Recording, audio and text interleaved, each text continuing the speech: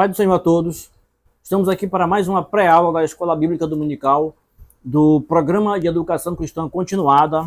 A revista que estamos estudando é Isaías, o Profeta Messiânico. E a lição que trataremos hoje é a lição de número 11. O assunto é Isaías 56 a 58. Casa de oração, idolatria, jejum e sábado. Essa lição ela tem os objetivos. O primeiro, compreender o propósito da casa de Deus como lugar de oração e comunhão. Segundo objetivo é reconhecer os perigos da idolatria e a necessidade de adorar somente ao Senhor. E o terceiro objetivo é contrastar a verdadeira religião com a religiosidade vazia. Esses três objetivos eles vão aparecer no decorrer da lição, incluídos nos comentários. Nosso texto áureo diz assim, está baseado em Isaías capítulo 56, versículo 7, diz assim: Também os levarei ao meu santo monte e os alegrarei da minha casa de oração. Os seus holocaustos e os seus sacrifícios serão aceitos no meu altar, porque a minha casa será chamada casa de oração para todos os povos. Isaías capítulo 56, versículo 7. A nossa verdade prática diz assim: a casa de Deus é um lugar sagrado, onde o respeito, a oração e a unidade devem ser nossas prioridades. A gente, começando já no nosso primeiro tópico, a gente vai tratar, ele vai trazer, como já disse, casa de oração para todos. E o nosso primeiro subtópico já traz o versículo 7 do capítulo 56, que diz assim: Também os levarei ao meu santo monte e os alegrarei na minha casa de oração. Os seus holocaustos e os seus sacrifícios serão aceitos no meu altar, porque a minha casa será chamada casa de oração para todos os povos. Observe que esse aqui é o nosso texto áureo. Para a gente ter um entendimento mais amplo, a gente começa a observar o capítulo 56 desde o início. Olha como ele começa tratando no capítulo 56. Lembrando que esta profecia de Isaías foi uma profecia antes do cativeiro. Foi antes do cativeiro. Uns 100 anos do cativeiro do povo judeu, do reino de Judá, reino do sul. Uns 100 anos antes desse cativeiro. A gente vai poder observar também que ele traz a salvação para todo mundo. Ele começa dizendo: Assim diz o Senhor, versículo 1 do capítulo 56. Mantende o juízo e fazei justiça, porque a minha salvação está prestes a vir, e a minha justiça a manifestar-se. E ele fala no versículo 2, bem-aventurado o homem que fizer isto. Isto o quê? Que manter, que estiver alinhado com o juízo dele, com a justiça dele. Este homem é bem-aventurado porque o filho do homem que lançar mão disto, todos os que procurarem viver uma vida se mantendo em juízo, mantendo o juízo de Deus, fazendo justiça, para esses Deus tem promessas. E é o que ele fala aqui, promessas para aqueles que estão envolvidos com Deus.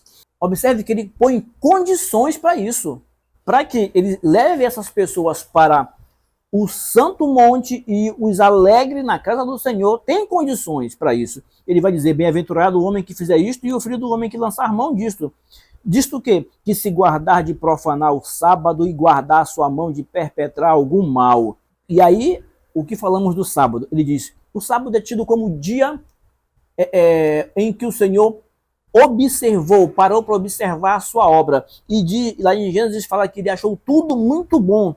Foi quanto a fazer aquela obra da criação, que se relata lá em Gênesis, foi quando ele parou de fazer e olhou para o que tinha feito e achou muito bom. E aí é tratado como o dia em que ele terminou a sua obra. Aí chama de descanso. E a gente tem aqui, de maneira mais clara, é o dia em que o Senhor coloca esse dia para que o povo pare e reserve esse dia para o Senhor. Isso aplicado ao regimento da lei, para a lei de Moisés. Hoje, e também já bem antes de hoje, esse tempo é um tempo em que o Senhor quer que a gente se volte para Ele, não somente neste dia, mas de segunda a domingo, todos os dias, de segunda a domingo é sábado. Eu creio que você me entendeu. Ou seja, todo dia é dia de adorar o Senhor, é dia de se manter fazendo o juízo do Senhor, observando a justiça de Deus, lembrando e separando o tempo para Ele. O versículo 6 diz: e aos estrangeiros que se chegarem ao Senhor, sempre tem uma condição. Observe que para estar com o Senhor sempre tem uma condição. E a condição é exatamente essa: os que se chegarem ao Senhor para o servirem, para o amarem, para amar o nome do Senhor, sendo deste modo servos seus, servos do Senhor. Essas pessoas, todos os que guardarem os mandamentos do Senhor, eles têm a garantia que o Senhor dá. E aí o versículo 7, que é o versículo que nós lemos: eu os levarei ao meu santo monte. O Senhor vai trazer da situação de onde estão, seja dos vales, dos lugares difíceis, dos tempos complicados, das situações difíceis, da forma desesperançada que talvez vivam. Ele vai fazer diferente, ele vai levar ao santo monte, a um lugar específico, especial, que o Senhor reserva, o lugar onde o Senhor está. E aí eu quero chamar a atenção sua, professor. Mesmo aqui, nesse primeiro verbo aqui, também os levarei. Destaque com o seu aluno isso.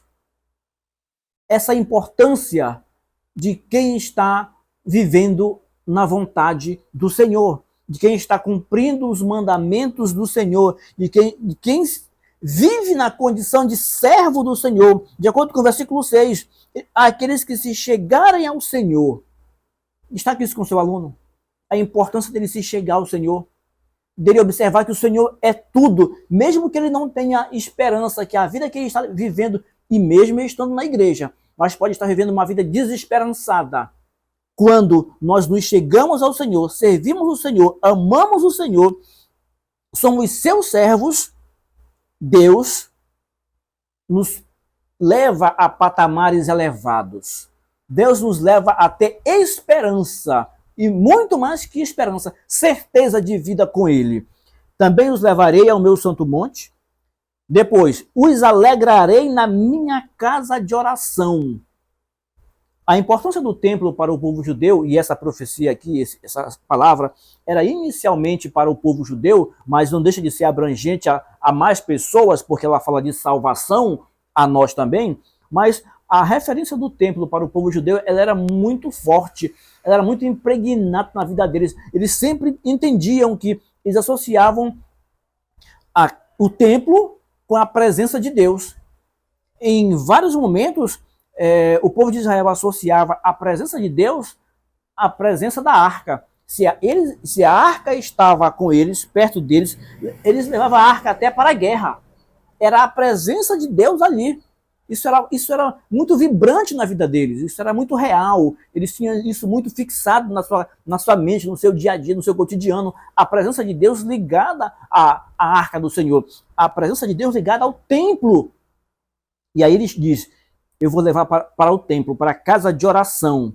E ele continua: eu aceitarei os seus holocaustos, os seus cultos, eu aceitarei os seus sacrifícios, as suas ofertas, porque a minha casa será chamada casa de oração para todos os povos, tanto para judeus quanto para gentios. Observe que a profecia era direcionada inicialmente para judeus, mas acabou abrangendo também gentios. Nós fomos alcançados. João fala, Evangelho de João, isso você vê muito claro no capítulo 1, que ele veio para os judeus, mas os judeus não o receberam, mas nós que os recebemos somos também seus filhos.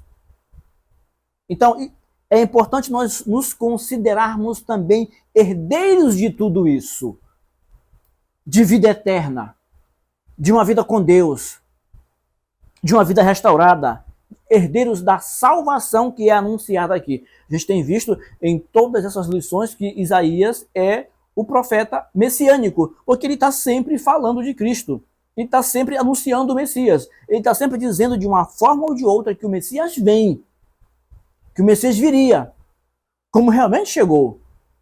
É muito frequente quando você lê o livro de Isaías, observar uma grande quantidade de referências ao Messias, à vinda de Cristo, a um momento novo, a uma vida nova, a uma vida futura, a uma vida numa nova terra. Um novo momento, mas observe que esse momento tem condições. Eu estou aqui abrangendo esses três subtópicos, porque eles estão dentro do mesmo versículo. Você pode observar, e deve estar me acompanhando, que é o capítulo 56, o versículo 7. A parte A, o começo, a parte B e a parte C. Que fala na parte B, que será chamada a casa de oração, e na parte C, para todos os povos. É um versículo só. Então nós estamos trabalhando ele junto já para não ficar fatiado. A gente pode observar também que, com relação ao profeta falar em casa de oração, a gente tem, como já disse, a importância do templo para o povo era muito grande. A importância de estar na igreja, porque estar no templo, melhor dizendo, assim eles reconheciam, e porque Deus estava ali. E eles estando, de certo modo, ali, não diretamente naquele espaço reservado, mas na parte que eles competiam, que eles poderiam ficar, isso para eles era importante demais. Era tudo que eles mais queriam. Um judeu autêntico era tudo que ele mais queria. Era fazer o seu sacrifício, levar o seu sacrifício, pedir perdão pelos seus pecados, agradecer a Deus de acordo com a lei, com o que era determinado na lei. Quando a gente chega no finalzinho do versículo, que fala para todos os povos, a gente tem um detalhe que é importante destacar. Ele está falando aqui de inclusão. E inclusão é um termo que hoje ele tem algumas interpretações que valem a pena ser destacadas. Ele diz que, o comentarista fala aqui logo no segundo parágrafo, a visão de uma casa de oração para todos os povos aponta para a inclusão e acolhimento, indicando que todos são bem-vindos para adorar a Deus de forma genuína e sincera. E aqui eu quero destacar exatamente que nós precisamos ter atenção para a ideia de inclusão. A gente percebe que essa inclusão ela exige condições, não é de qualquer jeito. A inclusão, a exigência para essa inclusão nós já vimos, que é servir ao Senhor, amar o Senhor, ser servo do Senhor e abraçar o concerto, a lei do Senhor. É viver uma vida de crente realmente, uma vida cristã autêntica, verdadeira. Era isso que o Isaías estava dizendo para o povo. Vivam uma vida correta. Vocês que são estrangeiros, e observa que a mensagem aqui, nesse versículo 3, do 3 ao 7, ele está falando para estrangeiros. Não é nem exatamente exclusivamente para judeus. Está falando para estrangeiros. Ele começa no 3. E não fale o filho do estrangeiro que se houver chegado ao Senhor, que se chegou ao Senhor, que ele vai ter que se apartar do seu povo. Porque era o medo. Não, se eu entrar para ser aceito nessa comunidade, eu vou ter que abrir mão do meu povo, porque eles têm outras práticas diferentes. Mas aí, o Senhor também fala para o eunuco. A mesma condição. Quer participar do povo? Tudo bem, pode vir. Mas você vai ter que se enquadrar em alguns detalhes. Então, sempre tem condições. E a condição para que nós tenhamos acesso à salvação é viver uma vida cristã. Autêntica, verdadeira. É isso que ele diz. Vida cristã autêntica, verdadeira, ele traduz como servir ao Senhor, amar o Senhor, ser servo do Senhor, abraçar o seu concerto. E aí um termo que é muito usado é igreja inclusiva. Quando se fala de igreja inclusiva, eu estou falando da nossa atualidade, dos nossos tempos, quando se fala de igreja inclusiva, é uma igreja que normalmente o sentido é aberta a todos que venham como estiverem e permaneçam do jeito que quiserem. Mas as condições estão postas aqui. Pode até vir do jeito que tiver, porque a salvação, quando chega, vem trazendo lá do lamaçal mesmo. Mas não é para continuar do mesmo jeito. Tem condições, o Senhor põe condições. Servir ao Senhor, amar o Senhor, abraçar o seu concerto, ser servo do Senhor. E quando eu estou nessas condições aqui, eu vou ter que abrir mão de várias coisas na minha vida, que essas coisas não condizem com o comportamento que o Senhor quer, para ser abençoado por Ele, né? Com esse tipo de bênção que estão aqui, descritas aqui. Então, o conceito de igreja inclusiva precisa ser bem observado. Não é para ficar e fazer tudo o que quiser. Eu estou aceito em uma comunidade, faço parte de uma comunidade, e aqui essa comunidade me aceita do jeito que eu sou, e aqui eu vou continuar do jeito que sou. Não, não é assim que o texto bíblico está falando. Não é isso que está falando. Está falando que tem que ter comportamento diferenciado. E eu quero destacar aqui, para a gente passar para o próximo tópico, que o fato de eu estar na igreja, ter uma crença, ter uma vida dentro da igreja e até ter funções ali, não significa que a minha vida é mudada. E o que vai fazer diferença é a minha mudança de atitude.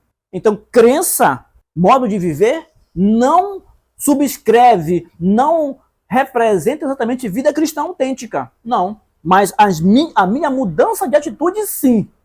Nosso segundo tópico fala sobre alerta contra a idolatria. Ainda no capítulo 56, a partir do versículo 8, esse início, ele começa a tratar sobre os crimes do povo de Israel, as faltas e os crimes de Israel. Ele já começa do versículo 8, ainda do capítulo 56. E ele vai emendar isso para o 57, e quando a gente chega no capítulo 57, versículo 3, temos o nosso primeiro subtópico, que é idolatria é infidelidade espiritual. O versículo diz assim, é o versículo 3 do capítulo 57. Mas chegai-vos para aqui, vós, os filhos da agoureira, descendência da adúltera e da prostituta. É esse o termo que ele usa mesmo. É assim que Deus estava tratando com o povo que o tinha abandonado. Nos 10 mandamentos, o Senhor coloca uma condição lá muito clara. Um dos mandamentos é, não terás outros deuses diante de mim. E em outro momento, o Senhor faz um acordo com o povo e diz, olha, se vocês forem fiéis a mim, andarem comigo, fazendo do jeito que eu quero, então vocês serão o meu povo e eu serei o Deus de vocês. Vocês terão proteção sempre, desde que cumpram as condições que estou colocando para vocês. E o povo disse, sim, nós queremos isso de verdade. É tudo que nós queremos na vida. Estamos fechados com o Senhor. Só que depois o povo não faz mais como tinha acordado, quebra o acordo, quebra o concerto. E aí eles vão atrás de outros deuses. Uma coisa que o povo de Israel sempre levou o povo de Israel à queda foram os ídolos dos outros povos. Foi a idolatria. Isso só teve uma parada, uma mudança de comportamento, uma redução nisso tudo, depois que eles vieram do exílio, da Babilônia.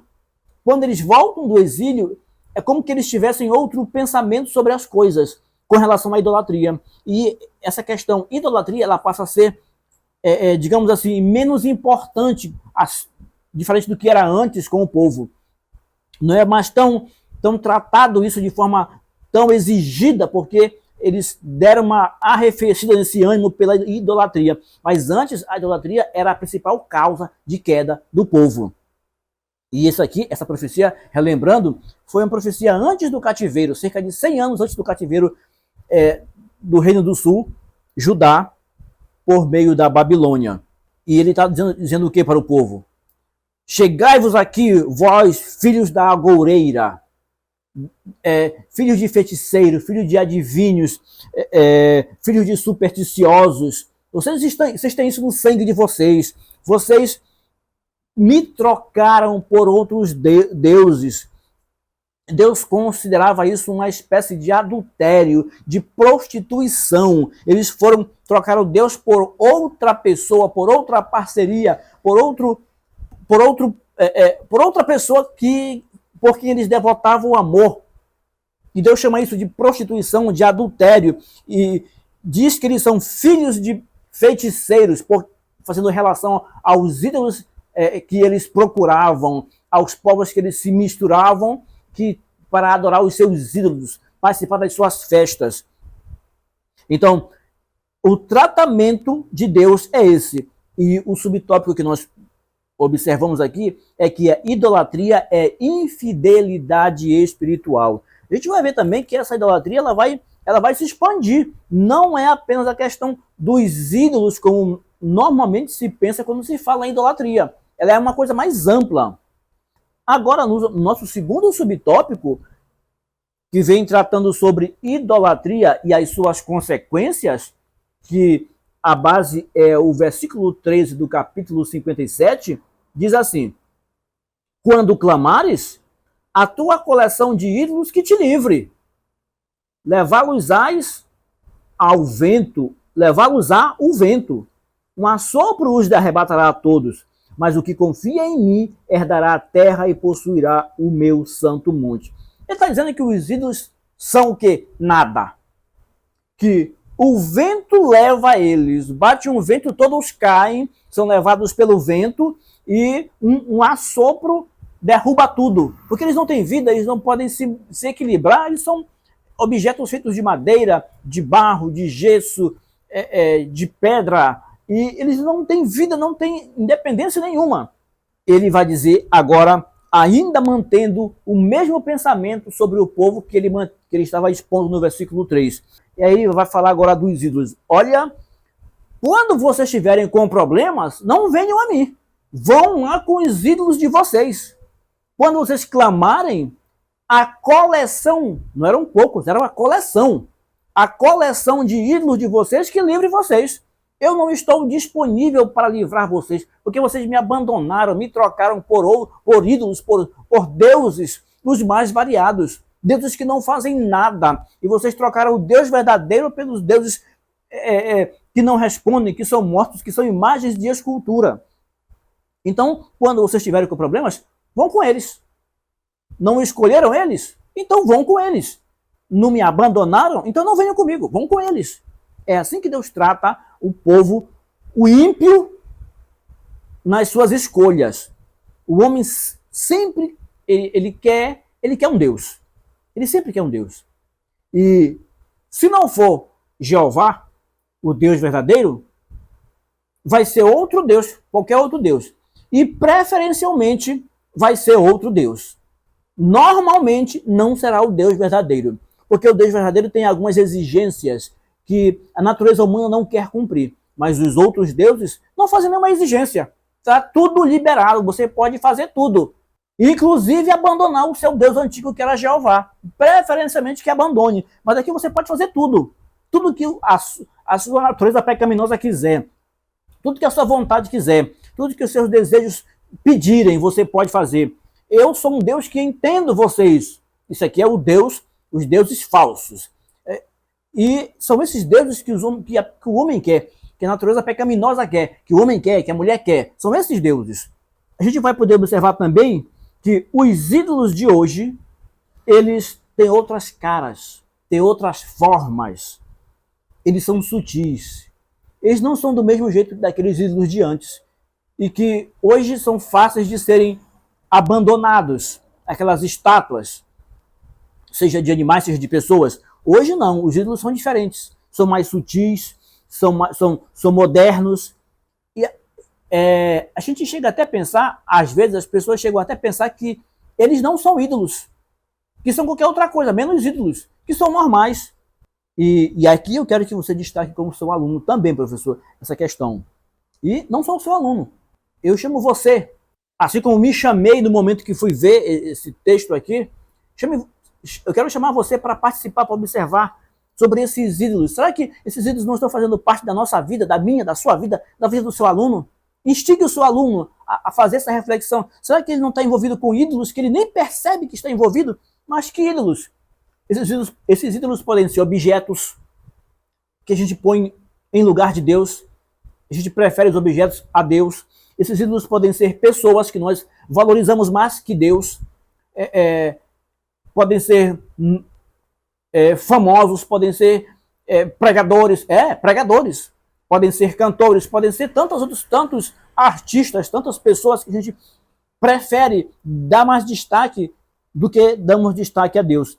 Mas muito mais sutil que objetos, que pessoas, são os conceitos, são as ideias que às vezes temos como ídolos, sejam ideias políticas, sejam ideias sociais, sejam ideias as mais variadas.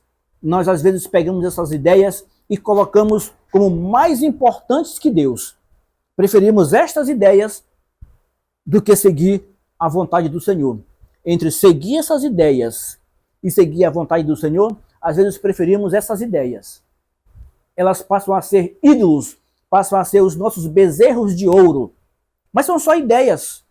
Essas ideias estão certas. São ideias sociais que tratam do próximo, que tratam de uma igreja inclusiva, como eu falei ainda há pouco.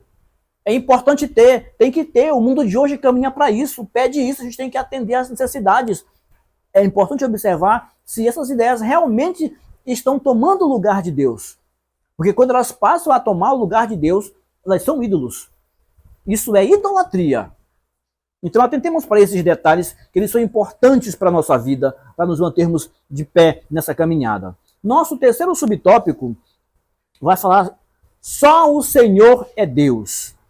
E o versículo base é o versículo 15 do capítulo 57, que diz assim: porque assim diz o alto, o sublime, que habita a eternidade, o qual tem o nome de santo. Habito no alto e santo lugar, mas habito também com o contrito e abatido de espírito. Para quê? Para vivificar o espírito dos abatidos e vivificar o coração dos contritos. A gente vai observar que Deus está dizendo: olha, eu habito no meu lugar de santidade, no meu lugar santo, sublime, mas também eu habito no coração daquele que larga os ídolos, aquele que larga a idolatria, aquele que escolhe ter uma vida fazendo de acordo com o meu conceito,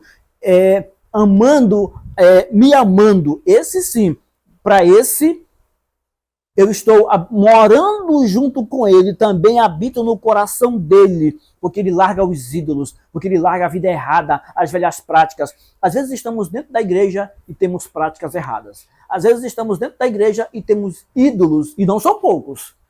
E às vezes nem percebemos que são ídolos. E às vezes, pior que isso, não é nem que não percebemos, às vezes temos certeza. Levantamos a mão e dizemos: isto não é ídolo. Isto não me controla, isto não manda em mim. Quando se para observar, percebe-se que isto, seja lá o que for, realmente manda na pessoa, no crente, na pessoa. Realmente controla. Não é Deus que controla naquele momento da decisão.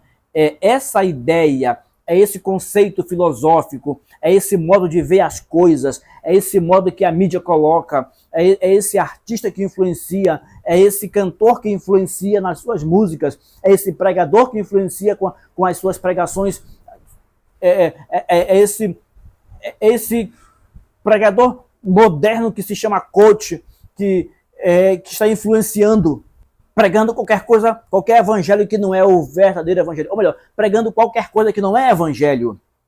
Então, para as pessoas que abrem mão disso, o Senhor diz: ei, eu habito num lugar santo, mas também habito no coração daquele que abandona a idolatria. É importante para nós que estamos na igreja termos essa compreensão, essa clareza da nossa mente. Que o Senhor habita no nosso coração, na nossa vida, mas desde que nós larguemos os ídolos.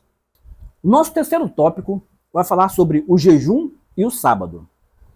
No livro de Isaías, que é o que a gente está vendo, o capítulo 58, ele vai trazer aqui um contraste. O próprio comentarista coloca isso aqui no primeiro parágrafo do terceiro tópico. Vai trazer um contraste entre religião verdadeira e religiosidade vazia. Quando a gente chega aqui no nosso primeiro subtópico, que é o jejum ritual e vazio, que a base é o versículo 3 do capítulo 58, diz assim: por que nós jejuamos e tu não atentas para isso? Nós não já afligimos as nossas almas e tu não sabes, tu não vê? E aí Deus vai responder: eis que no dia em que vocês jejuam, vocês procuram se envolver com os seus próprios interesses. É para isso que vocês jejuam. E vocês requerem todo o vosso trabalho. Vocês colocam alguém para trabalhar para vocês. Para que vocês não querem perder nada. Não querem abrir mão de nada. Vocês estão aqui. Mas vocês querem estar sempre ganhando. Então, vocês não fazem isso porque vocês me amam. Vocês fazem isso para conseguir coisas. É uma espécie de negócio que vocês têm comigo. É um toma lá da cá. E Deus vai dizer: eu não trabalho dessa forma. Era isso que o povo estava... Era assim que o povo entendia Deus. Era assim que eles queriam Deus. O versículo 3, que eu acabei de falar, diz claramente, eles exigindo de Deus, dizendo: ei, vocês não têm direito de exigir nada, porque vocês fazem tudo com segundas intenções. É tudo com interesse. Eles faziam a mesma coisa sempre. Eles faziam o mesmo ritual, eles faziam o jejum, eles faziam o sacrifício, eles faziam toda aquela prática ritualística, mas era tudo vazio. O coração não estava ali. Era só a prática, era só para manter a aparência, era só para dizer que estavam fazendo, era só para, como se fosse possível, era só para enganar Deus. Não, Deus disse que tinha que fazer isso. Eu fiz, tá aqui, tá feito. Qual a intenção? Qual o interesse? Qual o amor naquilo? O envolvimento naquilo? Era zero. Mas ele fez, digamos assim, para cumprir tabela. Eles fizeram, nós fizemos. Então eles faziam a mesma coisa, o mesmo ritual vazio. E eles queriam resultados diferentes. Resultados de quem tinha a vida transformada, de quem abraçava o Senhor. Mas a prática era de quem não abraçava o Senhor. Era só interesse. Não dá para viver a mesma vida errada sempre na casa de Deus, vivendo uma fachada, que era o que eles faziam, e querer resultados de quem vivia uma vida correta. E aí Deus diz, eu não vou dar. Não tem como atender vocês. Vocês estão agindo comigo de forma interesseira. Eles tinham consciência disso. O povo tinha consciência disso. Eram conscientes de que faziam isso. Sabe quando eu estou fazendo uma coisa e a luz amarela acende, eu vejo a luz amarela acender, mas mesmo assim eu continuo fazendo? Era basicamente o que eles faziam. Eles sabiam que estavam fazendo errado. Eles sabiam. Hoje, as pessoas também sabem. Às vezes estão na casa de Deus, mas estão fazendo errado.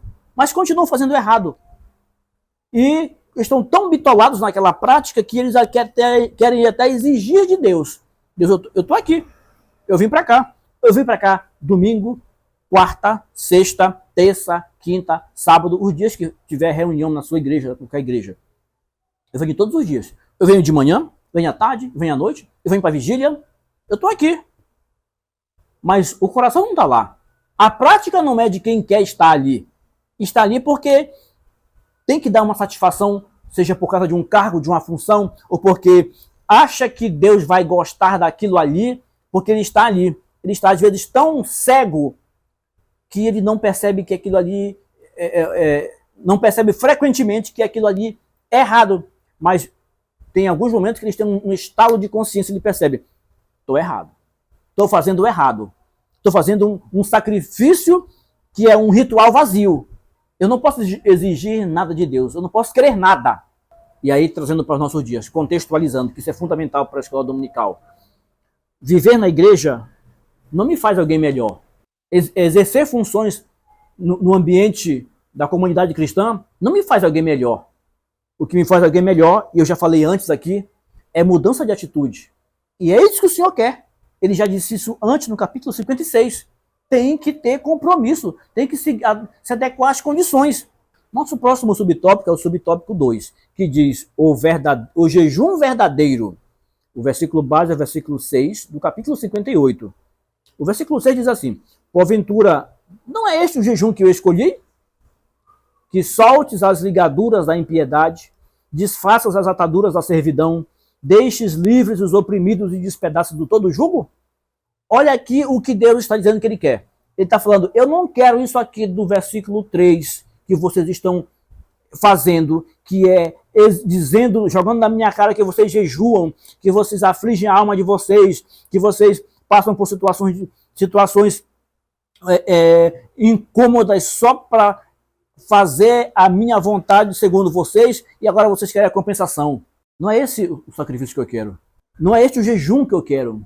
O jejum não é simplesmente vou ficar sem comer mais tarde, vou ficar sem comer o dia todo. Eu só vou comer 6 da tarde. Mas durante esse tempo que eu fiquei sem comer, no jejum, me abster de alimentação, eu fiz tudo que não prestava. Falei mal dos outros, briguei com os parentes, com os de casa, com os fora de casa, enrolei os outros, enganei os outros, peguei um troco a mais, não devolvi, menti horrores durante o dia, mas eu estou em jejum. Não é esse o jejum que o Senhor quer. Ele está deixando muito claro aqui. Não é isso que vocês fazem. O que eu quero é o verdadeiro jejum, o jejum que eu escolhi é esse aqui. Que vocês tenham uma vida cristã na prática, correta, uma vivência da palavra de Deus. da minha palavra, lhe dizendo que vocês vivam os meus mandamentos, que, como diz no capítulo 56, que vocês vivam os meus concertos, o meu concerto. E ele fala, o jejum que eu quero é que vocês soltem as ligaduras da impiedade. Deixem de ser ímpios agindo com relação a Deus. Tenham uma vida correta. Desfaçam as ataduras da servidão, desde que estão servos de toda a prática do pecado. Deixem isso tudo. É isso que eu quero de vocês. Deixem livres os oprimidos. Despedacem todo o jugo. Isso se resume à mudança de vida, comportamento cristão autêntico, vida cristã na prática, como já disse, vivência na palavra de Deus. E aí é o versículo 8 do capítulo 58. O versículo 8 diz assim, que quando eu fizer isso, quando a minha vida for dentro desses parâmetros, tanto a vida do estrangeiro, que é o estrangeiro e o eunuco, que são os gentios, os que estão fora da descendência de Israel, fora da comunidade de Israel, e aí eu estou incluído também como gentil, eu, você, todos nós, quando eu tiver esse comportamento, esse jejum autêntico, verdadeiro, que não diz respeito exclusivamente à ausência de alimentação, mas uma vida verdadeira, correta com Deus, que vale mais do que ficar sem comer. O versículo 8 diz, então romperá a tua luz como a alva, a tua cura brotará sem detença, a tua justiça irá diante de ti e a glória do Senhor será a tua retaguarda. É isso que vai acontecer quando eu estiver vivendo uma vida correta com Deus. E ele destaca aqui, o jejum não é tudo. É importante, sim, é muito importante. Quando eu consigo aliar essa abstenção de alimentação com momentos dedicados ao Senhor, vivendo uma vida autêntica, verdadeira, isso é extraordinário. Mas se eu fizer só a ausência de alimentação, que é muito mais fácil, e não tiver uma vida com Deus, não adianta nada. É isso que ele está dizendo. Deus é muito claro aqui. É muito claro. Ele quer dizer, de forma direta, salvação é fé, é obras. Vida cristã é jejum? É jejum, mas é jejum e prática de vida cristã. Essas duas coisas têm que estar juntas. Tem que estar juntas. Nosso próximo subtópico é o 3, é o subtópico que vai finalizar a nossa lição, e ele vai falar do sábado. Nós já passamos um pouco aqui sobre essa questão.